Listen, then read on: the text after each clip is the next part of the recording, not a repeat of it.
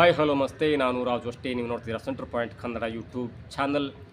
ನಿರ್ದೇಶಕ ಪ್ರೇಮ್ಗೆ ಕೇಡಿ ಆಯಿತು, ಹಿಂದಿ ಹಾಡಿನ ಸಾಹಿತ್ಯ ಏನಿದು ಅಪ್ಡೇಟ್, ಇವೆಲ್ಲವನ್ನು ನೋಡೋಣದಕ್ಕಿಂತ ಮೊದಲು ತನಕ ನಮ್ಮ ಚಾನಲ್ ಸಬ್ಸ್ಕ್ರೈಬ್ ಮಾಡಿಲ್ಲ ಅಂದರೆ ಈಗಲೇ ಸಬ್ಸ್ಕ್ರೈಬ್ ಮಾಡಿ, ಜೊತೆಗೆ ಕಾಮೆಂಟ್ಗಳ ಮುಖಾಂತರ ತಮ್ಮ ಅಭಿಪ್ರಾಯವನ್ನು ತಿಳಿಸಬಹುದು. ಎಸ್ ವೀಕ್ಷಕರೇ, ನಿರ್ದೇಶಕ ಪ್ರೇಮ್ ಅವರು ನಿರ್ದೇಶನ ಮಾಡಿ ಸಾಹಿತ್ಯ ಬರೆದಂಥ ಕೇಡಿ ಸಿನಿಮಾದ ಈ ಸರ್ಸೆ ಸರ್ಸೆ ನಿನ್ನ ಸರಗ ಸೊರ್ಸೆ ಎನ್ನುವಂಥ ಸಾಂಗ್ ಇದೆಯಲ್ಲ, ಅದು ಯಾವ ಮಟ್ಟಿಗೆ ಕಾಂಟ್ರವರ್ಸಿಯನ್ನು ಕ್ರಿಯೇಟ್ ಮಾಡ್ತು ಅಂದರೆ ನಮ್ಮ ಕರ್ನಾಟಕದ ಗಡಿಯನ್ನು ದಾಟಿ ಇಡೀ ನಮ್ಮ ರಾಷ್ಟ್ರಾದ್ಯಂತ ಸದ್ದನ್ನು ಮಾಡಿ ಕೊನೆಗೆ ಪಾರ್ಲಿಮೆಂಟ್ ಒಳಗೂ ಕೂಡ ಸದ್ದನ್ನು ಮಾಡ್ತು. ಮತ್ತು ಈ ಹಿಂದಿ ವೇದಿಕೆಯಲ್ಲಿ ಅದನ್ನು ಡಿಲೀಟ್ ಮಾಡುವಂಥ ಪ್ರಯತ್ನ ಕೂಡ ಆಯಿತು. ಇನ್ನೂ ಕನ್ನಡದಲ್ಲಿ ಇದೆ, ಅದನ್ನು ಪ್ರೇಮ್ ಅವರು ನಿನ್ನೆ ಕ್ಷಮೆ ಕೇಳಿ ಇಲ್ಲ ನಾ ಅದನ್ನು ಲಿರಿಕ್ಸನ್ನು ಚೇಂಜ್ ಮಾಡಿ ಮತ್ತೊಮ್ಮೆ ಆ ಲಿರಿಕ್ಸಿಗೆ ಹೊಸ ಸಾಂಗನ್ನು ಮಾಡಿ ಅದಕ್ಕೆ ಲಿಪ್ಸಿಂಗ್ ಮಾಡಿ ಮತ್ತೆ ಅದನ್ನು ಅಪ್ಲೋಡ್ ಮಾಡ್ತೇನೆ ಅನ್ನುವಂಥ ಮಾತನ್ನು ಕೂಡ ಹೇಳಿದ್ದಾರೆ. ಜೊತೆಗೆ ಅವರ ಕ್ಷಮೆ ಕೇಳುವಾಗ ಸ್ವಲ್ಪ ಬೇಸರ ಇತ್ತು, ನಾನು ಯಾವುದೋ ಒಂದು ಯೋಚನೆಯಲ್ಲಿ ಹಾಡನ್ನು ಬರೆದಾದರೆ ಅದು ಈ ರೀತಿಯ ತಿರುವನ್ನು ಪಡ್ಕೊಳ್ತಾ ಅನ್ನುವಂಥ ನಂಬಿಕೆ ನನಗಿರಲಿಲ್ಲ. ಏನೇ ಆದರೂ ನಾನು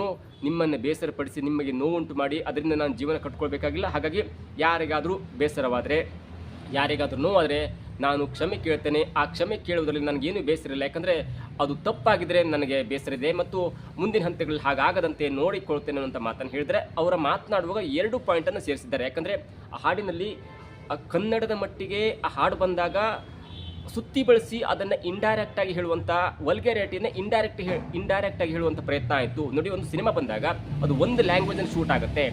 ನಾವು KGF ಆಗಿರ್ಬೋದು, ಅಥವಾ ದೊಡ್ಡ ಮಟ್ಟದ ಹಿಟ್ ಆದಂಥ ಬಾಹುಬಲಿ ಆಗಿರ್ಬೋದು, ಅಥವಾ ನಮ್ಮ ಕಾಂತಾರ ಆಗಿರ್ಬೋದು, ಅವೆಲ್ಲವೂ ಕೂಡ ಮೂಲವಾಗಿ ಒಂದು ಲ್ಯಾಂಗ್ವೇಜಲ್ಲಿ ಶೂಟ್ ಆಗುತ್ತೆ, ಅಂದರೆ ಮೂಲ ಭಾಷೆಯಲ್ಲಿ ಶೂಟ್ ಆಗುತ್ತೆ.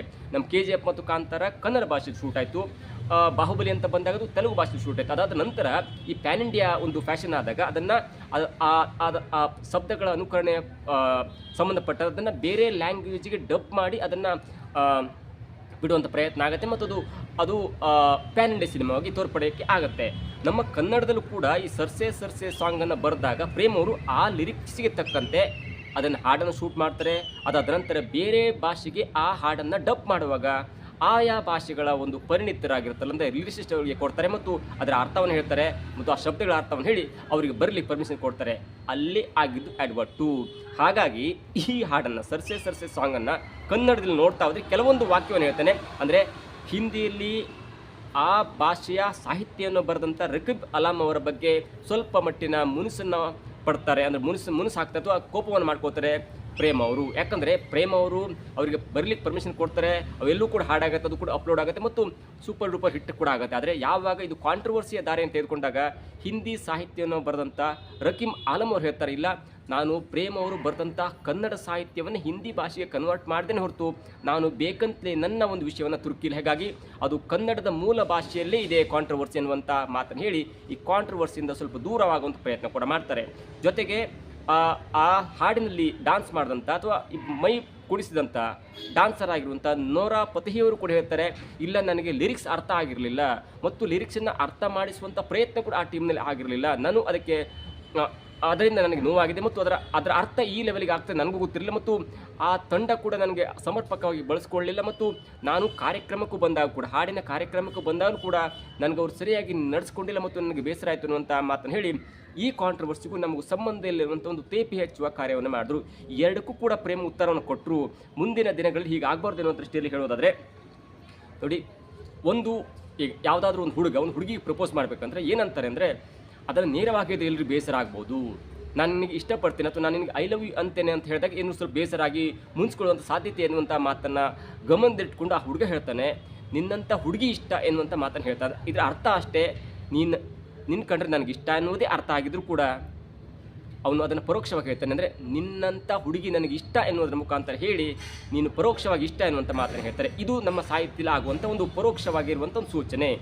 ಕನ್ನಡ ಹಾಡಾದಂಥ ಸರ್ಸೆ ಸರ್ಸೆ ಸಾಂಗಲ್ಲೂ ಕೂಡ ಇಂಥ ಒಂದು ಇಂಡೈರೆಕ್ಟಾಗಿ ಹೇಳಿ ವಲ್ಗರಿಟಿಯನ್ನು ತೋರಿಸುವಂಥ ಒಂದು ಪ್ರಯತ್ನ ಆಗಿದೆ. ಆದರೆ ಮೇಲ್ನೋಟಕ್ಕೆ ತಾನು ಉಪ್ಪಿನಕಾಯಿಯು ಬಾಟ್ಲು ಹಾಗೆ ಹೀಗೆ ಅನ್ನುವಂಥ ತೇಪೆ ಹಚ್ಚುವುದನ್ನು ಮಾಡಿದರೆ ಅದಕ್ಕಿಂತ ಕೆಟ್ಟದಾಗಿಂಥ ಸಾಹಿತ್ಯವೂ ಕೂಡ ಬಂದಿದೆ. ಆದರೆ ಇದು ಈ ಸಾಮಾಜಿಕ ಜಾಲತಾಣದಲ್ಲಿ ಇರುವಂಥ ಕಾರಣಕ್ಕಾಗಿ ಎಲ್ಲವನ್ನೂ ಕೂಡ ಮಾಧ್ಯಮಗಳು ನೋಡ್ತಾ ಇರುವಂಥ ಕಾರಣಕ್ಕಾಗಿ ಇದು ಕಾಂಟ್ರವರ್ಸಿ ಆಗುತ್ತೆ. ನಾನು ಒಂದು 2 ಪದವನ್ನು ಹೇಳ್ತೇನೆ ಮತ್ತು ಅದು ಹಿಂದಿಗೆ ಯಾವ ಥರ ವಲ್ಗರ್ ಆಗಿ ಅದು ಟ್ರಾನ್ಸ್ಲೇಟ್ ಆಗಿದೆ ಅಥವಾ ವಲ್ಗರ್ ಆಗಿ ಅದನ್ನು ಕನ್ವರ್ಟ್ ಮಾಡಲಾಗಿದೆ ಅನ್ನೋದನ್ನು ಹೇಳ್ತೇನೆ. ಆ ಹಾಡಿನ ಮಧ್ಯದಲ್ಲಿ ಬರುತ್ತೆ, ಮೇಲೆತ್ತಿ ಕೆಳಗೆ ಇಳಿಸಿ, ತೊಟ್ಟಿಕ್ದಂಗೆ ಒಳಗೆ ಇಳಿಸಿ, ಒಳಗೆ ಹೋಗಿ ಹೊರಗೆ ಬಂದರೆ ಖಾಲಿ ಖಾಲಿ ಎಲ್ಲ ಖಾಲಿ ಖಾಲಿ. ಮತ್ತೊಮ್ಮೆ ಹೇಳ್ತೇನೆ, ಮೇಲೆತ್ತಿ ಕೆಳಗೆ ಇಳಿಸಿ, ತೊಟ್ಟಿಕ್ಕದಂಗೆ ಒಳಗೆ ಇಳಿಸಿ, ಒಳಗೆ ಹೋಗಿ ಹೊರಗೆ ಬಂದರೆ ಖಾಲಿ ಖಾಲಿ. ಇದನ್ನು ಹಿಂದಿಗೆ ಹೇಗೆ ಕನ್ವರ್ಟ್ ಮಾಡಿದ್ರೆ ಅಂತ ಹೇಳ್ತೇನೆ. ಮೇಲೆತ್ತಿ ಕೆಳಗೆ ಇಳಿಸಿ, ಪೈಲೆ ಉಠಾಲೆ. ಸಿಂಪಲ್ ಆಗಿ ಹೇಳ್ಬಿಟ್ಟಿದ್ದಾರೆ ಅವರು. ಇಲ್ಲಿ ಕನ್ನಡದಲ್ಲಿ ಸುತ್ತಿ ಬಳಸಿ ಹೇಳಿದ್ದಾರೆ. ಅಂದರೆ ಮೇಲೆತ್ತಿ ಕೆಳಗೆ ಇಳಿಸಿ, ಹಿಂದಿಲೆ ಪೆಹಲೆ ಉಟಾಲೆ, ತೊಟ್ಟಿಗ್ದಂಗೆ ಒಳಗೆ ಇಳಿಸಿ, ಅಂದರ್ ಓ ಡಾಲೆ. ಎಷ್ಟು ನೇರವಾಗಿ ಹೇಳಿದ್ದಾರೆ ಅಂದರೆ ಕನ್ನಡದ ಲಿರಿಸಿಸ್ಟ್ ಆಗಿರುವಂಥ ಸಾಹಿತ್ಯಕಾರರಾಗಿರುವಂಥ ಪ್ರೇಮ್ ಅವರು ಸುತ್ತಿ ಬಳಸಿ ಹೇಳಿದ್ದಾರೆ. ಮೇಲೆತ್ತಿ ಕೆಳಗೆ ಇಳಿಸಿ, ತೊಟ್ಟಿಗ್ದಂಗೆ ಒಳಗೆ ಇಳಿಸಿ, ಒಳಗೆ ಹೋಗಿ ಹೊರಗೆ ಬಂದರೆ ಎಲ್ಲ ಖಾಲಿ ಖಾಲಿ. ಹಿಂದಿಲ್ ನೇರವಾಗಿ ಪೆಹಲೆ ಉಟಾಲೆ, ಮೊದಲು ಎತ್ತು, ಅಂದರ್ ಓಡಾಲೆ ಒಳಗೆ ಹಾಕು, ನೀಚೆ ಏಕ್ ಬೂನ್ನ ಗಿರಾಯೆ, ನೀಚೆ ಏಕ್ ಬೂನ್ನ ಗಿರಾಯೆ ಅಂದರೆ ಕೆಳಗಡೆ ಒಂದೇ ಒಂದು ಹನಿ ಕೂಡ ಬೀಳಬಾರ್ದು. ಖಾಲಿ ಕರ್ಕೆ ನಿಖಾಲೆ, ಪಹಲೆ ಉಟಾಲೆ ಅಂದರ್ ಓಡಾಲೆ, ನೀಚೆ ಏಕ್ ಬೂನ್ನ ಗಿರಾಯೆ, ಖಾಲಿ ಕರ್ಕೆ ನಿಖಾಲೆ. ನಿಮ್ಗೆ ಅರ್ಥ ಆಯ್ತು ಅಂದ್ಕೊಳ್ತೇನೆ. ಮೊದಲು ಎತ್ತಿ, ಆಮೇಲೆ ಹಾಕಿ, ಕೆಳಗಡೆ ಒಂದು ಹನಿನೂ ಬೀಳಬಾರ್ದು, ಖಾಲಿ ಮಾಡ್ಕೊಂಡು ಹೋಗ್ಬಿಡಿ ಅಂತ. ಅಂದರೆ ಪ್ರೇಮ್ ಅವರು ಸುತ್ತಿ ಬಳಸಿ ಹೇಳಿದಂಥದ್ದು ಜನರಿಗೆ ಸ್ವಲ್ಪ ರೀಚ್ ಆಗಲಿಕ್ಕೆ ಸ್ವಲ್ಪ ಕಷ್ಟ ಆದರೂ ಕೂಡ ಹಿಂದಿಲಿ ಏನಾಯ್ತಂದರೆ ಅದನ್ನು ನೇರವಾಗಿ ವಲ್ಗ್ಯಾರಿಟಿಯ ಒಂದು ಸೂಕ್ಷ್ಮತೆಯನ್ನು ತೋರಿಸಲು ಯಶಸ್ವಿ ಆಯಿತು. ಹಾಗಾಗಿ ಕನ್ನಡದಲ್ಲಿ ರಿಲೀಸ್ ಆದಂಥ, ಹಿಂದಿಯಲ್ಲಿ ರಿಲೀಸ್ ಆದಂಥ ಮತ್ತು 5-6 ಭಾಷೆಗಳಲ್ಲಿ ರಿಲೀಸ್ ಆದಂಥ ಆ ಎಲ್ಲ ಭಾಷೆಗಿಂತ ಮೊದಲು ಕಾಂಟ್ರವರ್ಸಿಯನ್ನು ಕ್ರಿಯೇಟ್ ಮಾಡೋದು ಯಾರೆಂದರೆ ಅದು ಹಿಂದಿಯವರು. ಹಿಂದಿಯಲ್ಲಿ ರೀಲ್ಸ್ ಮಾಡಿದ್ರು, ಹಿಂದಿಯಲ್ಲಿ ಟ್ರೋಲ್ ಮಾಡಿದ್ರು, ಹಿಂದಿಯಲ್ಲಿ ಅಪಪ್ರಚಾರ ಮಾಡಿದ್ರು, ಜೊತೆಗೆ ಇಡೀ ಕರ್ನಾಟಕಕ್ಕೆ ಅವಮಾನ ಆಗುವಂಥ ಒಂದು ಟ್ರೋಲ್ ಮಾಡಿ ಈ ಸಾಂಗ್ ಇದೀಗ ಮೊಟ್ಟ ಮೊದಲ ಬಾರಿಗೆ ಕನ್ನಡದ ಮೂಲ ಸಾಂಗ್ ಆದರೂ ಕೂಡ, ಕನ್ನಡದ ಸಿನಿಮಾ ಆದರೂ ಕೂಡ ಮೊದಲ ಬಾರಿಗೆ ಹಿಂದಿ ಪ್ಲಾಟ್ಫಾರ್ಮಿಂದ ಅದು ಡಿಲೀಟ್ ಆಗುವಂತೆ ಮಾಡ್ತು.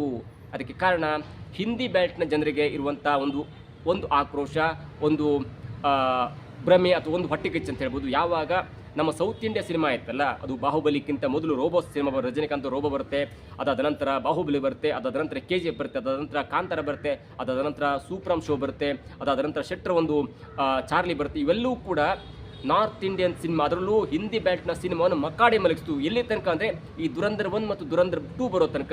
ಜೊತೆಗೆ ಮತ್ತೊಂದು ಸಿನಿಮಾ ಕೋಟ್ಯಾಂತರ ಬಜೆಟ್ನ ಒಂದು ಸಿನಿಮಾ ಬರ್ತದೆ, ಟಾಕ್ಸಿಕ್. ಇವೆಲ್ಲವೂ ಕೂಡ ಈ ಅದರ ಮಧ್ಯೆ ಪುಷ್ಪ 2 ಬರುತ್ತೆ, ಅದಕ್ಕೆ ರಾಷ್ಟ್ರೀಯ ಪ್ರಶಸ್ತಿ ಬರುತ್ತೆ. ಇವೆಲ್ಲವೂ ಕೂಡ ಈ ಹಿಂದಿ ಬೆಲ್ಟ್ನ ಸಿನಿಮಾ ನಿರ್ಮಾಪಕರನ್ನ, ಹಿಂದಿ ಬೆಲ್ಟ್ನ ಪ್ರೇಕ್ಷಕರನ್ನ, ಹಿಂದಿ ಬೆಲ್ಟ್ನ ಒಬ್ಬ ಈ ಆಡಿಯನ್ಸನ್ನು ಹೊಟ್ಟೆ ಕಿಚ್ಚಿನಿಂದ ಉರಿಯುವಂತೆ ಮಾಡಿತ್ತು. ಅವರು ಕಾದು ಕುಳಿತಿದ್ರು ಇಂಥ ಒಂದು ಏನಾದರೂ ಚಿಕ್ಕದು ಸಿಗಬೇಕು ಮತ್ತು ಇಂಥ ಒಂದು ಚಿಕ್ಕ ಘಟನೆ ಸಿಕ್ಕರೆ ಏನಾದರೂ ಮಾಡಿ ಈ ಜನರಿಗೆ ಅವಮಾನ ಮಾಡಬೇಕು, ಈ ಭಾಷೆಗೆ ಅವಮಾನ ಮಾಡಬೇಕು ಅನ್ನುವಂಥ ಒಂದು ಹಂತದಲ್ಲಿ ಕಾದು ಕುಳಿತಿದ್ರು. ನೋಡಿ, ಅದು ಹಿಂದಿ ಸಿನಿಮಾದ ಒಂದು ಮೂಲ ಆಗಿದ್ದರೆ ಅದು ಶಾರುಖ್ ಖಾನ್ ಸಿನಿಮಾನೋ ಅಥವಾ ರಣವೀರ್ ಸಿನಿಮಾನೋ ಅಥವಾ ಬೇರೆ ಯಾವುದೆಲ್ಲ ಸಿನಿಮಾ ಅಂತಲ್ಲ, ಅಂಥ ಸಿನಿಮಾದಲ್ಲಿ 10 100 ಇಂಥ ವಲ್ಗರಿಟಿಯ ಒಂದು ಪದಗಳಿದೆ ಮತ್ತು ಅನೇಕ ಸೀನ್ಗಳಿದೆ.